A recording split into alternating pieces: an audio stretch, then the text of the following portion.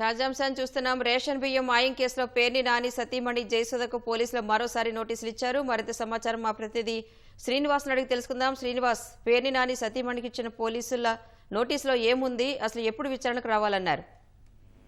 Thank you రాణి. మాజీ మంత్రి పేర్ని నాని గోడౌన్లకు సంబంధించి బియ్యం మాయం కేసులో పోలీసులు దర్యాప్తు ముమ్మరం చేశారు. ఇప్పటికే ఈ కేసులో నలుగురిని అరెస్ట్ చేశారు. అలాగే A1 గా ఉన్న పేర్ని నాని సత్యమణి జయసుధ, అలాగే A6 గా ఉన్న పేర్ని నానికి కోర్టు బెయిల్ మంజూరు చేసింది. ఈ నేపథ్యంలో దర్యాప్తును ముందుకు తీసుకెళ్లేందుకు పోలీసు అధికారులు ప్రయత్నాలు ప్రారంభించారు. ఇందులో భాగంగా నిన్న రాత్రి సమయంలో పేర్ని నాని సత్యమణి జయసుధకు పోలీసులు నోటీసులు ఇచ్చి ఈ కేసులో విచారణకు హాజరు కావాలంటూ కూడా ఆమెకు పోలీసులు నోటీసులు జారీ చేశారు. అయితే కోర్టు బెయిల్ ఇచ్చే సమయంలోనే ఒక క్లాజ్ ని మెన్షన్ చేసింది. ఎందుకంటే ఈ కేసు విచారణకు సంబంధించి పోలీసులకు పూర్తిగా సహకరించాలంటూ కూడా న్యాయమూర్తి ఆదేశాలు ఇచ్చిన నేపథ్యంలో పోలీసులు ఈ కేసులో మరింత దర్యాప్తు చేసేందుకు ఆమె ఈ రోజు మధ్యాహ్నం 2 గంటల సమయంలో పోలీస్ స్టేషన్ కు హాజరు కావాలంటూ కూడా పోలీసులు నోటీసులు జారీ చేశారు. అయితే పోలీసులు నోటీసులు ఇచ్చేందుకు పేర్ని నాని నివాసానికి వెళ్లిన సమయంలో పేర్ని జయసుధ